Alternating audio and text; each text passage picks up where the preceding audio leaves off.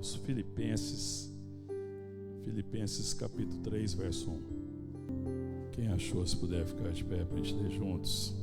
Filipenses 3, o verso é 1.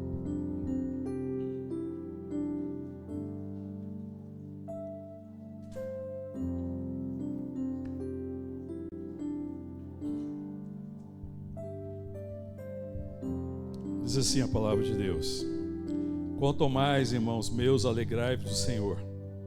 A mim não me desgosta e é segurança para vós outros que eu escreva as mesmas coisas.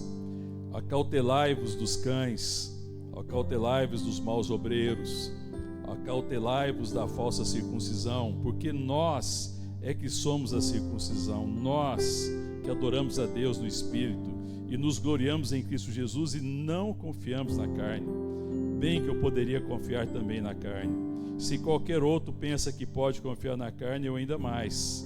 Circuncidado ao 8º dia, da linhagem de Israel, da tribo de Benjamim, hebreu de hebreus, quanto à lei, fariseu, quanto ao zelo, perseguidor da igreja, quanto à justiça que há na lei, irrepreensível.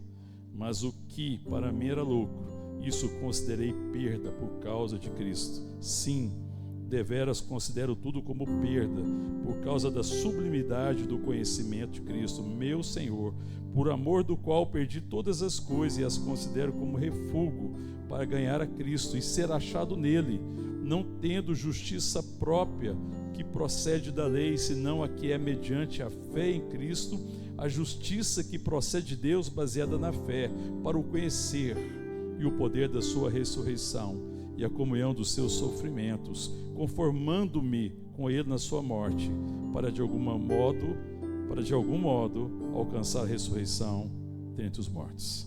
Vamos orar. Obrigado, Pai, por toda graça, toda bênção, tudo que o Senhor já ministrou no nosso coração. Obrigado por esse tempo de culto, de louvor, de adoração, pelas orações e intercessões. Ó Deus, e agora nós pedimos a Tua palavra. Fala conosco, Paizinho. Somos o Teu povo, somos as Tuas ovelhas e queremos ouvir a voz do nosso pastor. Fala conosco, venha apacentar o nosso coração. É a oração que fazemos agradecidos, no nome santo de Jesus. Amém. Amém, queridos, podem sentar. Tenho orientado, irmãos, estudem a carta de Paulo aos Filipenses, né? Desde o aniversário da igreja esse ano, nós estamos ministrando essa carta, amém? Então eu não vou recapitular, porque já recapitulei várias vezes, acho que hoje não é mais necessário. Amém? Eu vou prosseguir a carta. Então, aqui Paulo, e depois de ter ministrado, né, a igreja no capítulo 1 e no capítulo 2, esse texto ele traz uma coerência tão grande, o capítulo 3, e ele é muito importante, porque esse capítulo 3 vai expor os motivos do coração de Paulo. Ele é muito especial porque ele revela isso. E é um texto que nos leva a refletir sobre os motivos do nosso coração. Porque os motivos do coração de Paulo, no passado, no momento presente que ele escreve essa carta, e o que ele tem de esperança do futuro, fica muito claro nesse capítulo. Então ele é um capítulo que ministra muito. E a gente vai tentar discorrer aqui pelo menos essa primeira parte. Amém? O retrato que a gente vê aqui, nesse capítulo 3, é o retrato de um atleta numa corrida. Paulo faz uma comparação como ele fosse um atleta que está correndo, né, uma corrida, e ele tem um alvo, ele tem um foco. Ele corre com os olhos fixados no alvo. Essa é a figura que esse texto vai evocar aqui.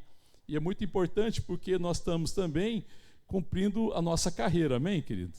Nós sabemos que esse tempo é um tempo passageiro, nós temos uma carreira aqui na terra, existe um propósito para nós aqui como igreja, filhos de Deus, e a gente corre o risco de tirar os olhos do autor e consumador da nossa fé, Jesus Cristo. Existem muitas atrações e muitas coisas concorrendo, e nós precisamos estar sondando o nosso coração, e essa carta aqui, esse texto aqui, o capítulo 3 especialmente, vai nos ajudar a fazer algumas reflexões a respeito, né? Hoje, dia de eleição municipal, né? Todo mundo aqui já pôde ir lá votar, daqui a pouco tem os resultados, e a gente pôde fazer a eleição dos futuros vereadores, né? Da Câmara Municipal e também do futuro prefeito da nossa querida cidade. Elegemos ele para regir esse tempo, este século, as coisas que são necessárias, e é muito importante o voto. Mas nós não podemos também perder a perspectiva, e Paulo tem essa perspectiva correta, que Deus elegeu ele, que ele foi escolhido em Deus e foi escolhido para um propósito. Assim como numa eleição, nós votamos no prefeito, por exemplo, e vereador tem um propósito específico, prefeito tem outro propósito, também nós fomos escolhidos por Deus, amém, querido? E ele nos chamou com uma santa vocação. Antes da fundação do mundo, nós somos chamados com a santa vocação. E o nosso nome fala da particularidade do ministério.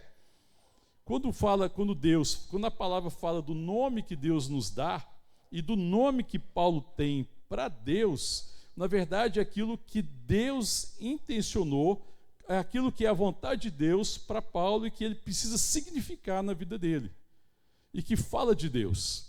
E que exalta Deus. Amém, querido? Isso fala muito dos dons, do chamado particular. Mas a vocação geral é uma só da igreja: ser sal da terra, ser luz do mundo, conhecer o Senhor, crescer, andar na sua presença, ser uma manifestação bendita dele nesse tempo. Amém, querido?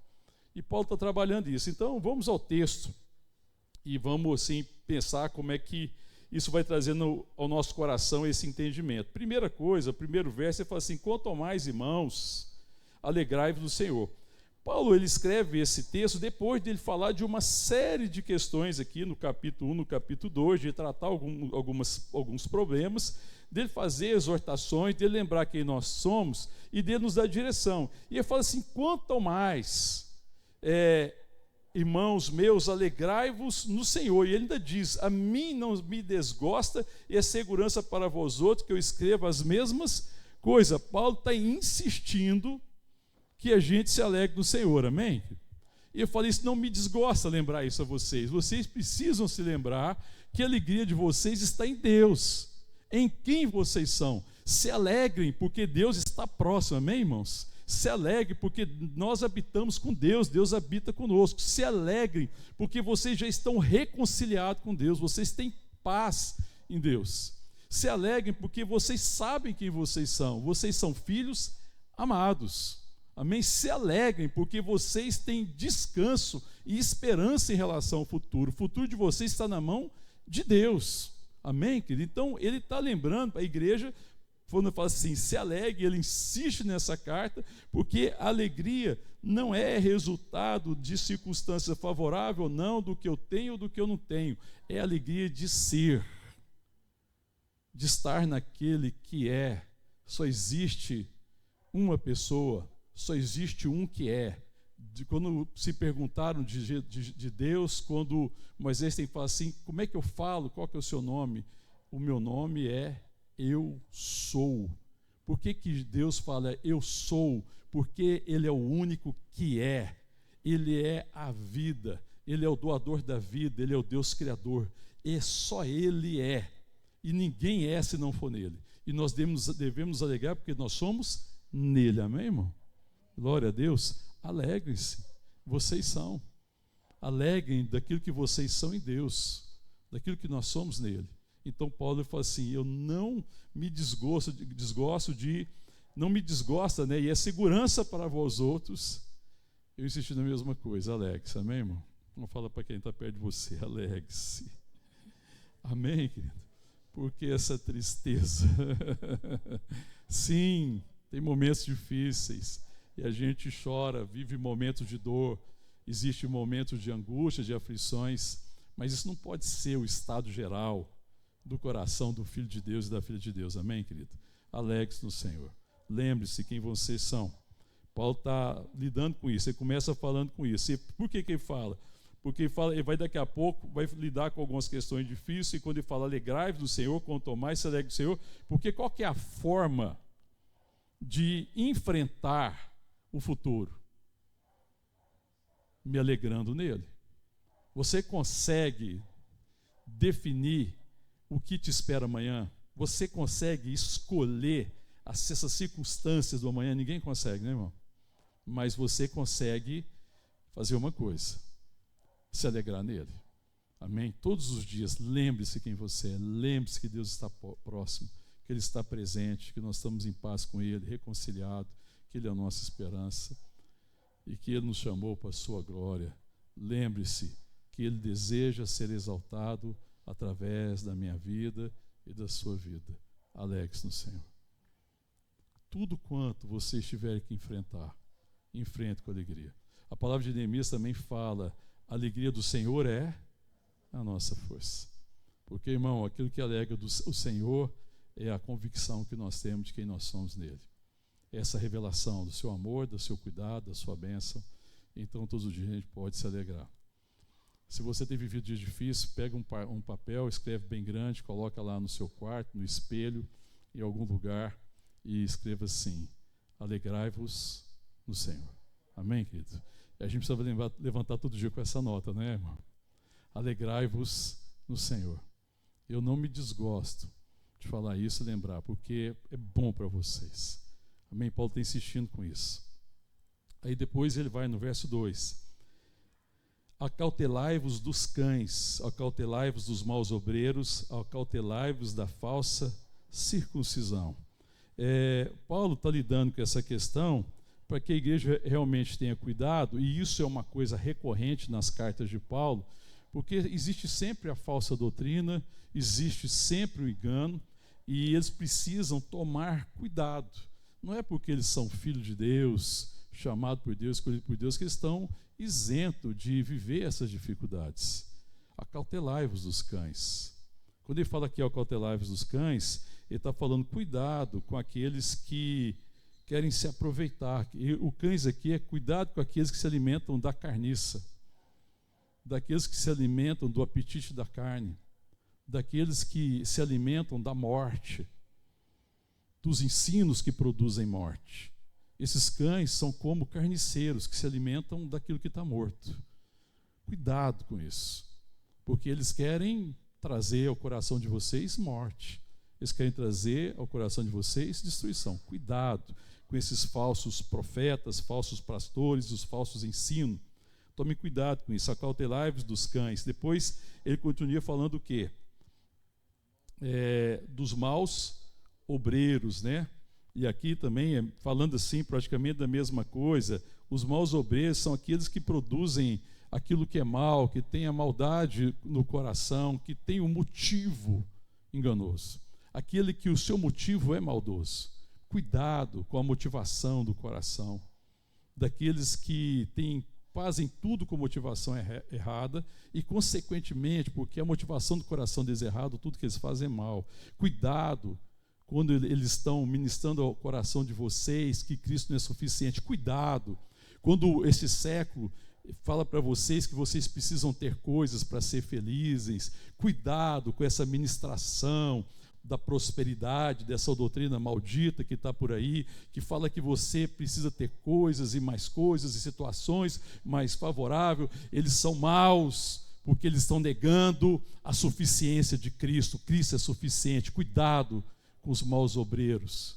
O mau obreiro, ele na verdade, ele está querendo colocar na sua mente, no seu coração, que Cristo não é suficiente, é necessário mais alguma coisa. Cuidado. Amém, querido? Cuidado. E ele continua falando o quê? Acautelai-vos da falsa circuncisão. Quando ele fala aqui para acautelai-vos das falsas circuncisão, ele está indo primeiro falando aqui principalmente dos judaizantes. Onde Paulo esteve pregando o evangelho, os judaizantes foram seguindo Paulo. Onde Paulo ministrava, tinha um grupo de judaizantes que iam contra a doutrina que ele ensinava, o evangelho da graça de Deus. E eles tentavam destruir a obra de Paulo. Cuidado com esses judaizantes, porque eles queriam acrescentar alguma coisa a mais. É bem essa perspectiva também de que Cristo não é suficiente. Não, graça sim, mas é necessário obra, é necessário mais isso para você alcançar a bênção e o favor de Deus, como se tudo que a gente recebe de Deus não seja graça sobre graça, bênção sobre bênção. Deus não concede salário a ninguém. Deus concede dons. Ninguém tem direito diante de Deus, como se o que eu faço pudesse colocar Deus em dívida e Ele agora tivesse que me assalariar por aquilo que eu fiz. Não, Deus concede dons. Deus não concede salário. Cuidado com os judaizantes. E a gente vê isso muito ainda hoje, né? É incrível, né? Quantos anos se passaram desde que Paulo escreveu essa carta? A advertência está aqui, acautelai-vos, e a gente ainda vê isso, infelizmente, acontecendo em muitos lugares. Cuidado com isso. Cuidado, porque isso mexe com motivos errados no vosso coração. Todos esses enganos, eles existem e permanecem até hoje, porque eles tentam ministrar aos motivos errados do nosso coração. Sonde o vosso coração. Cuidado. Veja onde está de fato o seu coração. Porque se o nosso coração estiver com os motivos errados, a gente dá lugar a esses enganos, essas falsas doutrinas, damos lugar a esses falsos profetas, a esses falsos ensinos. Cuidado, tome cuidado com isso. E aí ele continua depois falando o quê? Verso 3: porque nós é que somos a circuncisão. Nós quem? Nós que adoramos no Espírito e não nos gloriamos em Cristo Jesus e não confiamos na carne. Então ele vai falar, olha, irmão, nós é que somos a circuncisão. Porque qual que é a verdadeira circuncisão? A circuncisão era uma marca onde? Na carne, não era? Era uma marca da aliança. Então, se alguém não tivesse, né, os homens eram marcados, né, os homens é que recebiam a circuncisão, que era feita ao 8º dia, como um sinal de que ele fazia parte da aliança de Deus com aquele povo. Mas aí ele falou assim, cuidado com a falsa circuncisão, porque não adianta a circuncisão exterior se não houver a circuncisão. Qual que é a verdadeira circuncisão? A circuncisão do coração. A verdadeira circuncisão é um coração marcado pelo amor de Deus. Não adianta a circuncisão exterior. Não adianta participar de ritos e de certas situações. Não adianta nada disso se não existe a motivação correta no interior, no coração. Então ele fala, cuidado com isso, porque eles são a falsa circuncisão, nós somos a verdadeira circuncisão. Abre comigo, deixa marcado Filipenses, vai comigo aí na carta de Paulo aos Romanos, um pouco antes, a partir do verso 25. Romanos 2, o verso é o 25. Vamos ler. Porque a circuncisão tem valor se praticares a lei. Se és, porventura, transgressor, se és, porém, transgressor da lei, a tua circuncisão já se tornou incircuncisão. Se, pois, a incircuncisão observa os preceitos da lei, não será ela, porventura, considerada como circuncisão? E se aquele que é circunciso por natureza cumpre a lei, certamente ele te julgará a ti, que não obstante a letra e a circuncisão, és transgressor da lei. Porque não é judeu quem é apenas exteriormente, e nem é circuncisão a que é somente na carne, porém judeu é aquele que é interiormente, e circuncisão a que é do coração, no espírito, não segundo a letra, e cujo louvor não procede dos homens, mas de Deus. Então ele está falando, o que adianta você ser circunciso, você ter conhecimento da lei, e essa lei não está no seu coração? Porque nós não estamos debaixo da lei, como um julgamento, nós estamos debaixo da graça. Todavia essa graça colocou a lei, a vontade de Deus, no meu coração, amém, querido? E agora é o meu desejo, como alguém circunciso, com o coração marcado pela obra do Espírito, viver a vontade de Deus. Então ele fala, você fala que é circunciso, mas você despreza a vontade de Deus. Então nós não estamos debaixo da lei como alguém que deve, porque senão nós estávamos condenados. Nós não estamos condenados, mas a lei está no meu interior, para que eu viva essa lei, amém, irmão? Porque essa é uma crise. Isso aí, irmão, é um perigo, porque a falsa circuncisão, os maus obreiros falam isso. Não, Deus te salvou, está tudo certo, vive do jeito que você quiser. Isso é evangelho, irmão? Deus te salvou para você continuar perdido? Não entendi. Pensa uma coisa, é até irracional, né? Basta ter um pouquinho de lógica. Você estudou lógica lá na faculdade? Quem fez faculdade estudou lógica? Ainda tem lógica na faculdade ainda? Pô, não é matéria de direito, né? Eu fiz engenharia, estudei lógica. Falei, mas não estou entendendo mais nada, o que eu estou fazendo aqui? A Lília deve ter estudado lógica, né? E muito, porque é matéria de direito, né? Lógica. Irmão, basta faz um cursinho de lógica lá, faz um curso de lógica, e aí isso aqui, algumas coisas ficam extremamente óbvias, porque é lógico. Como é que você pode acreditar que você está foi alcançado se você despreza a lei, se você não ama aquilo que é a vontade de Deus. Eu não estou debaixo da lei para ela me julgar, porque a minha justiça é Cristo. Eu não fui salvo por mérito, mas essa lei está no meu coração. Então o que adianta você falar que você é circunciso se você não tem a lei no seu coração, se você despreza a lei? Não será circunciso aquele que, não tendo a circuncisão na carne, guarda a lei? E não será ele que vai acabar te julgando no grande dia do Senhor? Porque você, sendo circunciso, não guardou a lei, mas ele, não sendo circunciso, guarda a lei. Então a verdadeira circuncisão é a do coração. Graças a Deus que hoje não precisa da circuncisão, né, homens? Amém, irmão? Não precisa de marca na carne. Glória a Deus. A circuncisão é do coração. É uma circuncisão interior. Nós é que somos a verdadeira circuncisão. E quem que é a verdadeira circuncisão que Paulo fala aí? Volta agora comigo lá em Filipenses. O que ele fala? Nós é que somos a circuncisão. Nós que adoramos a Deus no Espírito, que são os verdadeiros adoradores, que adoram a Deus em espírito e em verdade, cujo louvor não vem dos homens, mas de Deus. Veja bem, querido, isso é aquilo que alega o coração de Deus. Por isso que lá em Neemias fala: a alegria do Senhor é a nossa força. Ora, aquilo que alega o coração de Deus, quando Deus louva, no sentido de se alegrar e de se agradar da minha vida e da sua vida, amém, querido? Então a igreja, ela precisa alegrar o coração de Deus, porque existe um chamado, e o que alegra o coração do Pai é andar nessa vontade, é ser guiado pelo Espírito Santo e fazer a vontade de Deus. Então ele fala: olha, a circuncisão não tem nada a ver com o louvor dos homens. Por que ele fala isso? Porque os judaizantes, existia ali uma seita, os fariseus principalmente, que eles se gabavam de ser cumpridor da lei. E eles queriam o quê? O louvor dos homens. Então eles falam: essa é a incircuncisão, ainda que você tenha circuncisão na carne, você quer louvor dos homens. Mas a verdadeira circuncisão é do coração, cujo louvor vem de Deus, porque volta para Deus, amém, querido? Porque tudo que eu fizer, eu faço por glória, ou pela presença de Deus em mim, e para a glória, para que Deus seja exaltado. Então é por glória e para a glória. A circuncisão é assim, por glória, presença de Deus, para a glória de Deus. Essa é a verdadeira circuncisão.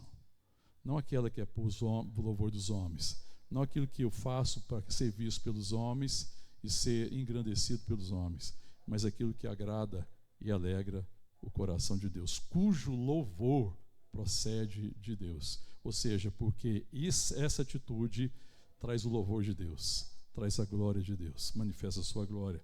Ele fala: nós que adoramos a Deus no Espírito e nos gloriamos em quem? Quem que é a nossa glória? Cristo. Nos gloriamos na cruz de Cristo, no sacrifício do seu amor e no seu Espírito. E não confiamos em quem, irmão? Na carne. Eita. Confiar na carne aqui que é a coisa complicada, hein, irmão? Nós que não confiamos na carne, nós que não confiamos em nenhum valor humano, em nada que o homem consegue por força própria ou que ele herdou de alguma forma. Não. Nós não confiamos na carne, nós não confiamos na possibilidade do homem. Você confia na sua carne? Sim ou não? Pensa bem, reflete, não precisa responder para mim não. Responde para você. Sim ou não? Existem alguns momentos que a gente dá uma escorregada, né, irmão? A gente confia na carne, na nossa força, na nossa capacidade, naquilo que talvez a gente recebeu por herança. Quando ele fala que você vê por herança, é porque não, eu confio, eu sou da família tal. Então a sua família é a tal. E porque você é da família tal, você é o tal. Já viu isso, mano? Tem gente que confia nisso ou não confia? Tem gente que o sobrenome é de uma importância fenomenal, mano. Seu sobrenome é importante, irmão? Ele te faz melhor? Você se sente melhor? Isso acontece muito no casamento, né? Que aí a esposa acha que o sobrenome dela às vezes é mais importante, que a família dela é melhor que a família do marido. E se ela pudesse escolher o sobrenome, ela punha o dela e não o do marido nos filhos. Ou pode ser vice-versa, porque eu já vi situação em que teve pai que não aceitou pôr o sobrenome da mãe, que não tem nenhum problema ter, porque ele desprezava a família da mãe. Mas a família dele era a família, e vice-versa. Quando a minha família se reúne, a família Mendonça se reúne, de vez em quando a gente reúne uma vez por ano e consegue reunir a família, e aí fica numa coisa, os Mendonça. Eu falo, irmão, eu amo essa família, sou parte dela, mas família difícil, problemática. Esse nome Mendonça não empresta para nós nada. A gente que não corre atrás não para ver, porque não é garantia de nada. Aí a gente fica achando, né? Porque reúne os Mendonça, grande coisa. Mas eu amo ele, mano. Nós nos amamos, mas não é porque a gente tem uma origem maravilhosa. Não, irmão. Maravilhoso é o Deus que me salvou e me chamou à sua presença. Maravilhoso é ser filho de Deus. Maravilhoso é nascer da água do Espírito. Maravilhoso é ressuscitar com Cristo. Isso é que é maravilhoso. Maravilhoso é estar perdido e ser achado. Maravilhoso era ser cego e agora ver. Maravilhoso é estar morto e viver. Isso que é maravilhoso. Então, Paulo fala, olha, nós é que somos a circuncisão. Nós que adoramos a Deus no Espírito. Amém, querido? Nós que não confiamos na carne, nós que nos gloriamos em Cristo Jesus. Sabe, querido, daí eu vou falar uma coisa para você, em nome de Jesus. Na sua casa essa semana, anota isso e ora a respeito. Você tem se gloriado em quê? Na sua carne? Ou você tem se gloriado na cruz? Como é que tem sido isso? Em que você se gloria? Pede para Deus ministrar isso ao seu coração.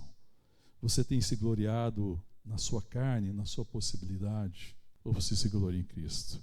Nós temos que sondar o nosso coração, porque isso mostra aonde está o nosso coração. E aí Paulo continua dizendo no verso 4, o que ele diz? Bem que eu poderia confiar também na carne. Se qualquer outro pensa que pode confiar na carne, eu ainda mais. Por que ele fala isso? Circuncidado ao 8º dia, da linhagem de Israel. Então, eu sou povo de Israel. E aí eu falo assim, eu posso me gloriar na carne em relação aos gentios. Alguém aqui é descendente, é israelita por descendência? Nós somos tudo gentil, né? Nós éramos um povo assim, que não tinha nada a ver com a aliança, mas fomos alcançados por Deus. E eu falo, olha, eu sou descendente de Israel, eu sou da tribo de Benjamim. A minha esposa está assim, eu tenho um pouquinho de parentesco. Você pode se gloriar nisso, amor? Mas dá para se gloriar nisso ou não? Nunca, né? Tem um pezinho lá, né? Mas ele fala assim, olha só, olha a situação de Paulo, como é que ele fala. Eu podia, porque eu sou, desculpa aqui, bem que eu poderia confiar na carne. Se qualquer um pensa que pode confiar, eu ainda mais. Verso 5, com circuncidado ao 8º dia, da linhagem de Israel, da tribo de Benjamim. Porque, havia tribos e tribos, 12 tribos. Qual foi a tribo que permaneceu com a tribo de Davi? Foi a tribo de Benjamim. Foi a tribo que permaneceu fiel. Falou, então, se era de outra tribo, pelo menos eu sou de uma tribo que permaneceu fiel, porque os outros 10 debandaram. Ele permanece fiel. Leal à tribo de Davi. Hebreu de hebreus. Eu sou filho de hebreu, eu aprendi na cultura hebraica, eu entendo a língua, eu falo a língua, eu conheço a cultura. Eu não conheço de ouvir falar, eu conheço de experimentar. Eu fui criado nessa cultura. E falei assim, eu poderia me gloriar nisso. Aí fala ainda mais, quanto à lei, fariseu. Qual que eram os fariseus? O fariseu era uma seita judaica que era marcada por ser aqueles que lutaram muito pela lei. Mas se acabaram tornando legalista e usando essa lei para julgar os outros, para colocar os outros em dia. Por isso que Paulo fala, cuidado com os judaizantes. São aqueles que querem colocar você debaixo da lei, assim como ele estava. Cuidado com estes. Depois, o que ele fala ainda aí mais? Verso 6, quanto ao zelo, perseguidor da igreja. Paulo, ele fala, eu fui zeloso das coisas de Deus, porque ele entendia que a igreja, o caminho, aquilo que estava se estabelecendo em Cristo, era uma perversão. Então ele estava lutando em favor da lei. Na ignorância dele, ele era zeloso. Ninguém pode dizer que Paulo não era zeloso. Ele perseguia a igreja porque ele era ignorante do conhecimento, mas daquilo que ele tinha conhecimento da letra, ele era zeloso. E aí, Simão, isso aqui fala muito ao nosso coração. Imagina, Paulo é zeloso pela lei, onde não existia vida, na força, na carne. E nós somos habitação do Espírito. Então, o zelo de Paulo é para confrontar a gente. Será que nós temos sido esse povo zeloso das coisas de Deus? Dedicado, que se esforça, que zela. Zeloso é aquele que tem apreço, que sabe que é importante, que gasta tempo com isso, que se esforça para aquilo que importa no coração de Deus. Gente zelosa. Assim como alguém que zela de uma casa, né? Assim, quando alguém zela de alguma coisa, ela acha aquilo importante, quer manter aquilo organizado, quer manter limpo. E você fala, puxa, chega aqui no lugar, que zelo, né? Já chegou nos lugares assim, fala, que zelo, que dedicação, que cuidado, que preocupação. Então ele fala assim, quando ele fala no verso 6, quanto ao zelo perseguidor da igreja, quanto à justiça que há na lei, irrepreensível. E esse aqui é uma justiça exterior, amém, querido? Ele está falando quanto ao julgamento dos homens. Paulo não era acusado de nenhum juízo dos homens, de cometer nenhum crime, de cometer nenhum erro. Daquilo que ele conhecia, ele fala, era irrepreensível. Claro que Paulo reconhece, vai ver a própria carta dele, várias cartas ele falando que ele estava absolutamente perdido. Mas na sua ignorância, naquilo que ele conhecia, ele era zeloso e ele era irrepreensível. Quanto à justiça que há na lei, ele fala irrepreensível. Mas depois o verso 7. Mas o que para mim era lucro, isso considerei como perda por causa de Cristo. Isso aqui, irmãos, é a história de Paulo no passado. É o passado de Paulo. Quem ele era, de qual tribo que ele era perseguidor da igreja, mas zeloso nesse sentido. Quanto à lei, né, quanto à justiça que há na lei, irrepreensível. Você acha que Paulo não era exaltado, irmão, por aqueles que valorizavam essas coisas? Você acha que Paulo não era exaltado pelo século que ele vivia, sim ou não? Paulo não era um homem que se destacava na sociedade?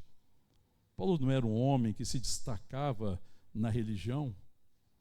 Sim ou não? Claro que ele era. Ele era uma pessoa que se destacou nessas coisas. Mas aquilo que era lucro para ele, a glória que aquilo trazia da parte dos homens para ele, ele considerou como perda por causa da sublimidade do conhecimento de Cristo. Não é isso que ele fala? Mas o que para mim era lucro, isso considerei perda por causa de Cristo. E aí agora ele vai começar a falar da vida presente dele, porque até o 7 ele falou do passado, agora olha o presente. Sim, deveras considero tudo como perda por causa da sublimidade do conhecimento de Cristo, meu Senhor. Eu amo isso aqui quando Paulo escreve isso, porque ele fala assim, olha, sim, deveras considero isso tudo como perda. Eu deixei essas coisas para trás. A perda que ele usa aqui, irmão, se a gente for olhar no original, é um sentido bem mais amplo. Ele considera tudo isso aí como inútil e até prejudicial. Ele fala, essas coisas me são inúteis. A glória dos homens me é inútil. O que os homens valorizam me é inútil. A glória desse século me é inútil. Aliás, é até prejudicial. Eu considerei isso como perda. Eu deixei esse negócio para trás. Por causa de quê? Da sublimidade do conhecimento de Cristo, da bênção, da graça de conhecer Cristo, quem? Meu Senhor. Porque antes Paulo era o Senhor dele, não era, irmão? Ele fez tudo segundo o coração dele.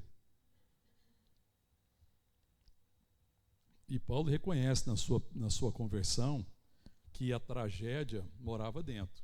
O grande problema de Paulo era ele mesmo, era o coração dele. Era o pecado, a escravidão do pecado, a dominação do pecado. Ele estava absolutamente perdido, cego, e foi encontrado por Deus. Então ele fala, pela sublimidade de conhecimento de Cristo, meu Senhor. Sabe que isso faz uma diferença absurda do conhecimento e da relação que Paulo tem.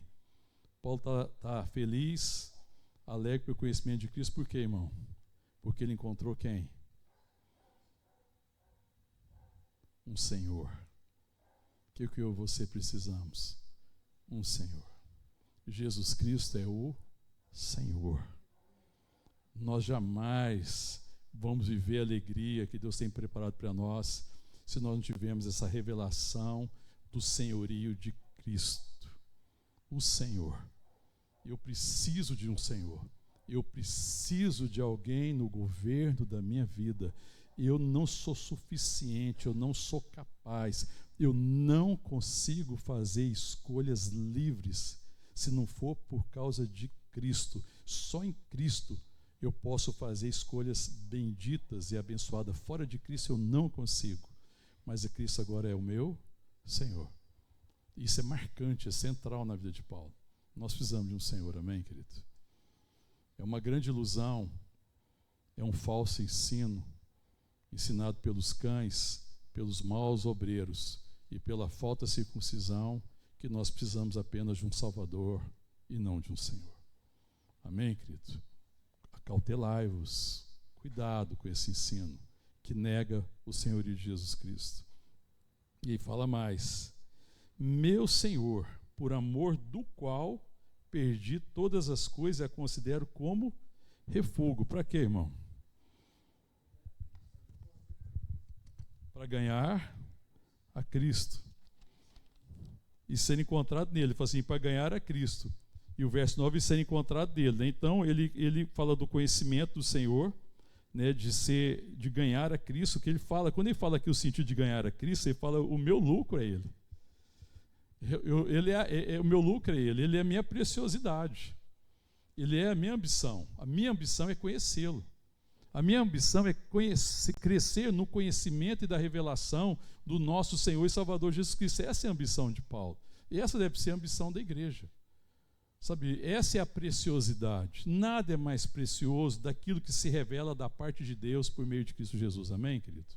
Ele fala assim, eu considerei tudo como perda por causa da sublimidade, da bênção, da graça, do conhecimento de Jesus Cristo, meu Senhor, por amor do qual perdi todas as coisas e as considero como refúgio para ganhar Cristo. Ele decidiu, é uma decisão voluntária de Paulo, desprezar essas coisas que o mundo valoriza, significa colocá-las no devido lugar.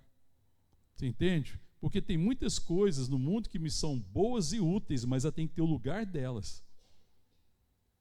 Jamais eu devo ser governado por as coisas desse século. Eu precisava de fato de um Senhor. E eu considero essas coisas como refúgio.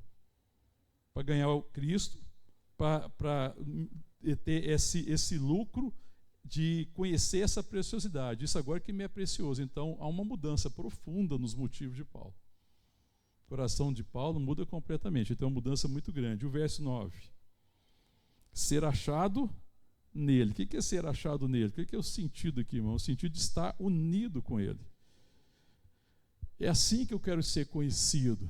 Entendeu, querido? Ele está falando assim, eu quero ser conhecido como alguém que está de fato unido com ele. Eu quero ser achado nele. Nós estamos nele, amém, irmão? Mas será que nós somos achados nele? É uma diferença aqui, porque nós estamos nele. A questão é se nós realmente estamos sendo achados nele. Se a minha vida revela isso, que eu estou unido com ele, que a minha vida tem sido um reflexo disso. Ele fala assim, eu quero ser achado nele, unido com ele. Ele é a minha satisfação.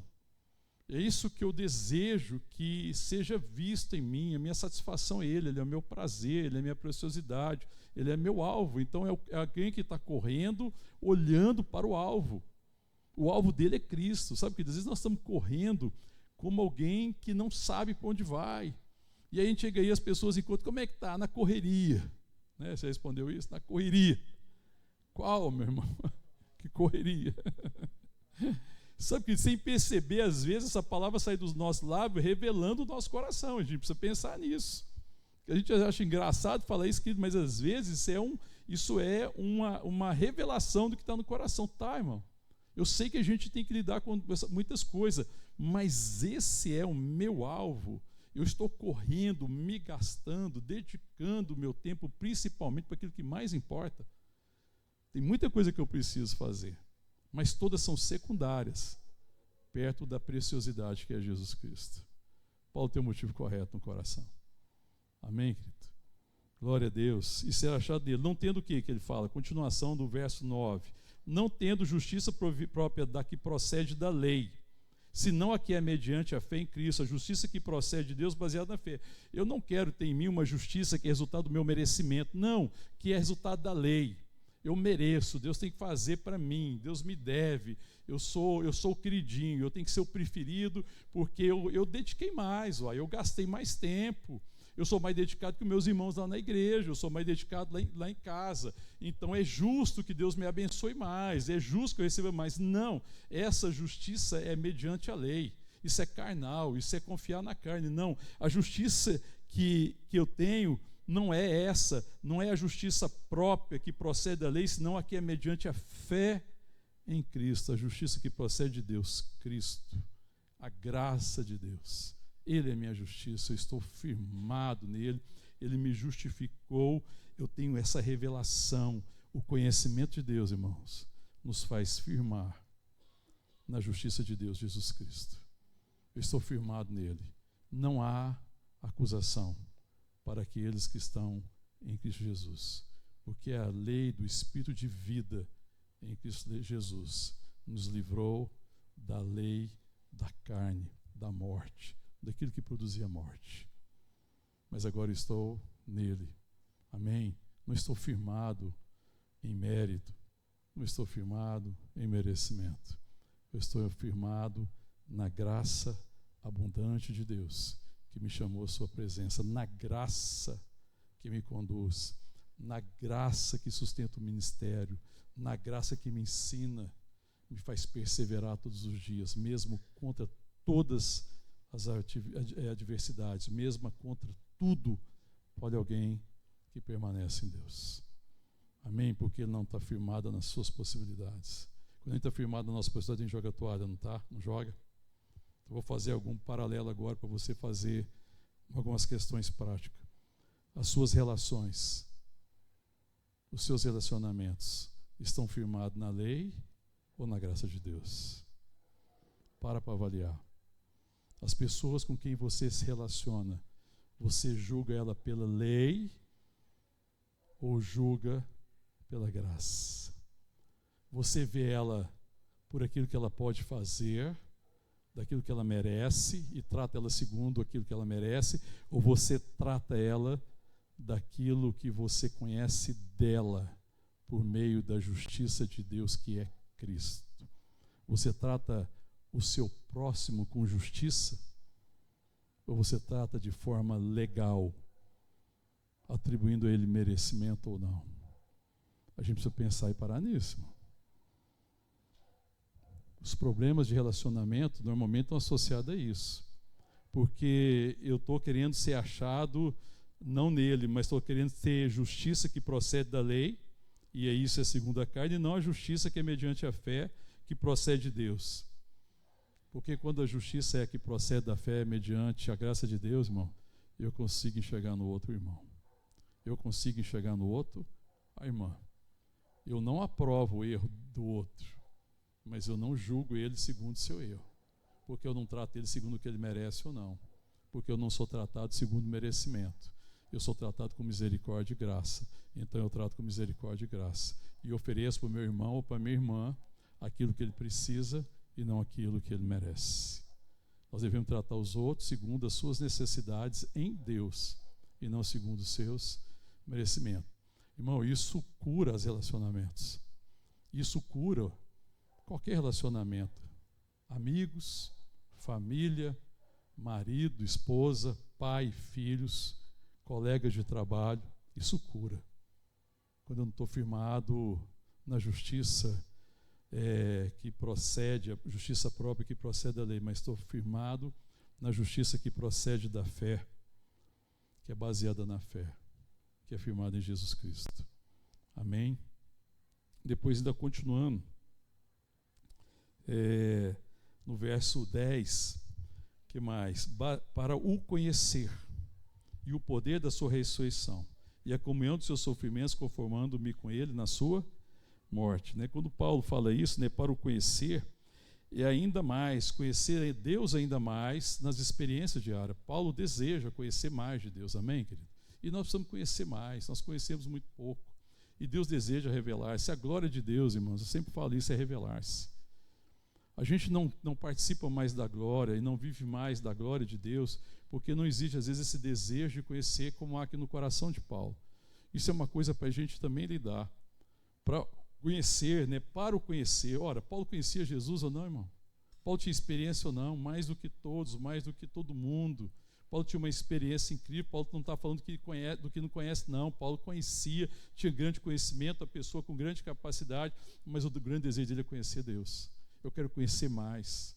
E é um conhecimento experimental. Eu quero conhecer o coração de Deus. Eu quero conhecer o que vai no seu coração. Eu quero edificar o que Deus está edificando. Eu quero fazer o que Deus está fazendo.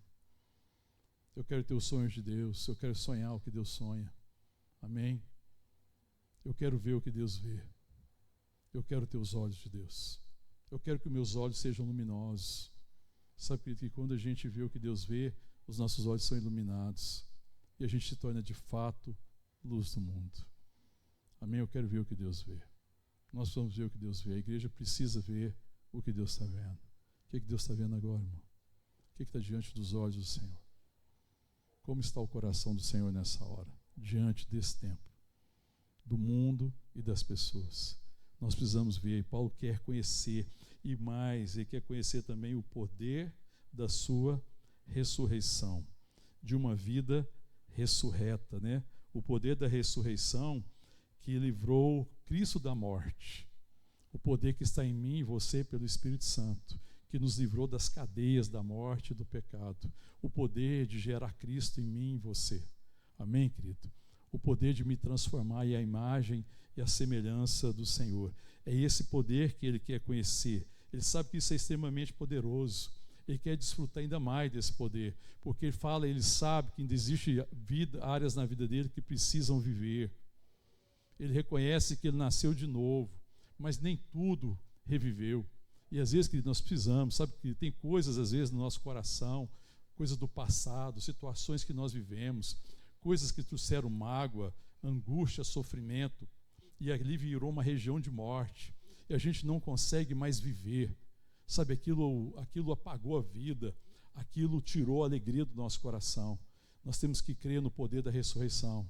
Amém, querido? Deus é poderoso para ressuscitar todas as áreas da sua vida. Creia nisso em nome de Jesus. Viva em nome de Jesus. Creia no poder da ressurreição. O poder de trazer vida para aquilo que está morto. É claro que o pecado trouxe consigo a morte e a destruição, mas o Senhor trouxe vida. Amém? Ele é o doador da vida. E Deus quer restaurar cada área da minha vida que ainda experimenta a morte. Entregue seu coração a Deus em nome de Jesus. Amém, querido? Fala, Deus, eu quero conhecer esse poder nas áreas que você tem percebido que existe uma sombra de morte. Que Deus visite essa área da sua vida com poder em nome de Jesus. Em nome de Jesus. E que mais que ele fale? É a comunhão dos seus sofrimentos. Ele quer participar dos seus sofrimentos. É a comunhão sagrada com o Cristo sofredor nas suas próprias aflições pelo Evangelho. Paulo sofre pelo Evangelho, sim ou não, irmão? Eu quero participar. Ele está entendendo e ver como é que Cristo sofreu, como é que é precioso para ele. Ele fala, eu quero participar do sofrimento, irmão. Sofrimento faz parte da vida cristã. Para você alcançar o que Deus tem para você, para a sua casa e para a sua família, você tem que aprender a participar do sofrimento de Cristo. Sabe que dele dá graça. É um privilégio, é uma bênção participar dos seus sofrimentos. É incrível isso, né, irmão? Você vê um homem falando que deseja participar daquilo que resta do sofrimento de Cristo, porque Cristo salvou a igreja, amém, irmão? Sim ou não? Alguém poderia sofrer essa morte para redimir a igreja, a não ser Cristo? Não. Mas eu e você podemos sofrer por outra coisa. Eu e você podemos sofrer por aquilo que falta das aflições de Cristo em favor de transformar a igreja, de adornar a igreja, de tirar toda a ruga, toda a mácula, sabe, de santificar a igreja, de lavar as vestes da igreja, de sarar a noiva, de curar a noiva. Nós somos chamados a participar do sofrimento de Cristo para que a noiva esteja adornada, amém, querido? Porque é assim que a igreja vai ser apresentada, como noiva, adornada, sem mácula, ruga ou coisa semelhante. E Deus nos chama a participar desse sofrimento. É esse sofrimento que Paulo está falando. Participa do sofrimento. Eu desejo participar daquilo que resta do sofrimento de Cristo por amor à igreja, por amor ao Evangelho.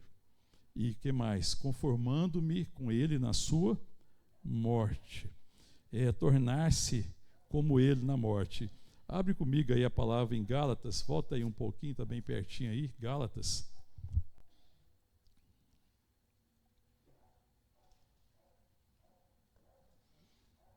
Conformando com Ele na sua morte, eu quero ler o texto de Gálatas, capítulo 2. Eu vou ler a partir do verso 19. Gálatas 2, o verso 19. Diz assim: porque eu, mediante a própria lei, morri para a lei, a fim de viver para Deus. Estou crucificado com Cristo. Tem tudo a ver com o que ele falou. Olha, nós não nos gloriamos na carne. Nós é que somos a circuncisão, nós que adoramos Deus no Espírito e nos gloriamos em Cristo Jesus. Então ele fala: estou crucificado com Cristo. Verso 20: logo, já não sou eu quem vive, mas Cristo vive em mim. E esse viver que agora tenho na carne, vivo pela fé no Filho de Deus, que me amou e a si mesmo se entregou por mim, conformando-me com Ele na sua morte. Conformando-se com Ele na morte, rendendo totalmente a minha vida a Ele. Morrendo para as coisas do velho homem, morrendo para o eu, abrindo mão da minha vontade caída para viver uma vontade bendita. Não sou eu quem vive, mas Cristo vive em mim. Jesus deixou a sua glória com o Pai e se fez carne e habitou entre nós e foi reconhecido como servo em forma humana e morreu morte de cruz, pelo que Deus o exaltou e colocou seu nome acima de todo nome, pelo que ao nome de Jesus todo joelho se dobrará e toda língua confessará que Jesus Cristo é o Senhor. Amém, querido? Me conformar na sua morte, para que a minha vida declare isso. Ele é o Senhor. Que coisa bendita, irmão, porque a minha vida pode declarar isso. Toda língua vai confessar, todo joelho vai se dobrar, mas felizes aqueles que já confessam hoje. Amém, querido? Felizes aqueles que já foram encontrados em Cristo Jesus e já confessam hoje. Eu quero me conformar na sua morte. E por final ele encerra falando assim: para de algum modo alcançar a ressurreição dentre os mortos. E alcançar aqui a ressurreição dentre os mortos não é somente em relação à segunda vinda de Cristo, quando vai haver a ressurreição física, mas ele está querendo levar ao clímax todos os anseios do verso 10, para que tudo isso seja uma experiência presente. Eu quero alcançar de alguma forma a ressurreição desses mortos. Ele crê e tem a esperança do futuro da ressurreição do corpo. Amém? Nós cremos, amém, querido? O Senhor, na segunda vinda, Ele nos levará de volta e nós ressuscitaremos. Amém? Estaremos com Ele. Mas Ele tem a esperança de, no presente século, Ele viver a ressurreição. Ou seja, que a minha vida signifique o que significa a ressurreição. Se alguém quer conhecer a ressurreição, olha para mim. Eu estava morto e agora vivo. Amém, querido? Se essa geração quiser conhecer a respeito de ressurreição, que ele olhe para nós, que a gente possa falar: olhe para mim, porque eu estava morto e agora eu vivo. Eu estava perdido e eu fui achado. Eu quero viver de alguma forma a ressurreição. Eu quero significar, através da minha vida, o que significa nascer de novo e viver para a glória de Deus. Vamos ficar de pé, se você puder, e vamos orar. A oração de Paulo é essa, de que a vida de Jesus também seja revelada no corpo dele. De alguma forma, receber a ressurreição. Não só a ressurreição futura, quando o Senhor voltar, mas é que a minha vida seja um testemunho da ressurreição. Ninguém esteve presente na ressurreição de Jesus, amém, querido? Ninguém esteve lá. Mas a ressurreição é um fundamento da fé cristã. E eu e você somos testemunha da ressurreição, amém, querido?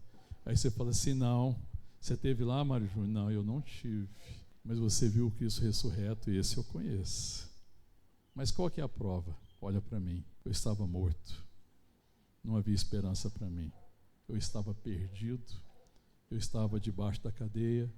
Eu estava debaixo da dominação do pecado. Eu estava cego, sem esperança. Eu já estava condenado. O meu fim era a destruição. Mas eis que o meu Senhor me ressuscitou. E hoje eu estou aqui. Eu sou um testemunho da ressurreição. Eu quero viver isso, como Paulo fala, de algum modo alcançar a ressurreição dentre os mortos. Ou seja, de alguma forma, que a minha vida testemunhe a verdade, o milagre, a graça e o poder da ressurreição. Amém, querido? Esse é o desejo de Paulo. E essa carta fala dos motivos do coração de Paulo, dos motivos que ele tinha no passado, dos motivos que ele viveu naquele presente momento, durante o chamado e o ministério, e da esperança futura da ressurreição. Mas ele queria viver de alguma forma essa ressurreição. Graças a Deus, irmãos, porque nós estamos aqui diante de um testemunho extraordinário. Paulo, estamos aqui diante da graça extraordinária de Deus, que deixou para nós um testamento. Esse é a nova aliança, o testamento e a herança que Deus deixou para mim e para você por meio de Jesus Cristo. Amém? A vida, a maior preciosidade é a vida. E a vida é uma pessoa, a vida é Cristo. Amém? Eu oro para que Deus resgate isso no nosso coração, essa preciosidade, que a gente volte ao assombro do primeiro amor, de como era precioso Cristo, como que Ele é precioso. Eu oro para que a igreja do Senhor Jesus nesse tempo seja uma igreja novamente que aprecia a vida de Deus, uma igreja que entende que a minha vida é preciosa não para mim, como Paulo fala, não, a vida não é preciosa para mim, a minha vida é preciosa para os outros. Eu quero viver o poder da ressurreição, porque eu sei que a minha vida é um meio em que, se Deus se revela para o mundo perdido, eu quero ser precioso para minha casa, eu quero ser precioso para minha família, eu quero ser precioso para o meu irmão, eu quero ser algo que é fundamental nesse sentido de revelar o amor de Deus. Eu quero ser precioso para essa sociedade, irmãos. Que sentido terá se nós fizermos coisas boas nesse mundo, mas só coisas temporais, e se nós não formos um testemunho da ressurreição, se a nossa herança e o nosso legado não for um legado eterno? E Paulo queria deixar um legado eterno. Louvado seja Deus por homens que nem Paulo, que deixaram esse legado de vida. Hoje nós estamos aqui pregando sobre uma palavra de vida, e a minha oração é que essa palavra seja para você palavra de vida, em nome de Jesus, e que resgate no seu coração e no nosso coração a preciosidade de Cristo, e como é precioso viver para a sua glória, e como é precioso viver no poder da ressurreição, e como Ele é poderoso para curar e te restaurar. Eu oro, irmão, sabe uma coisa? Em nome de Jesus, que Deus ministrou meu coração nesses dias, que você se lembre de um dia como esse, de uma palavra de Deus que foi ministrada, e você fala: naquele dia o Senhor curou meu coração, naquele dia eu vivi a ressurreição, naquele dia Deus curou as áreas que estavam mortas no meu coração, a sombra da morte que parava sobre mim, e eu vivi. Amém, querido? Que a gente experimente de vida de Deus, e que essa vida flua do nosso coração, na direção de todos aqueles que Deus deseja alcançar e iluminar. Em nome de Jesus, fala com Deus, pede para Deus ministrar o teu coração. Fala: Deus, som do meu coração, muda os meus motivos, Senhor, para que eu entenda a preciosidade de Cristo, meu Senhor, meu Salvador, em nome de Jesus.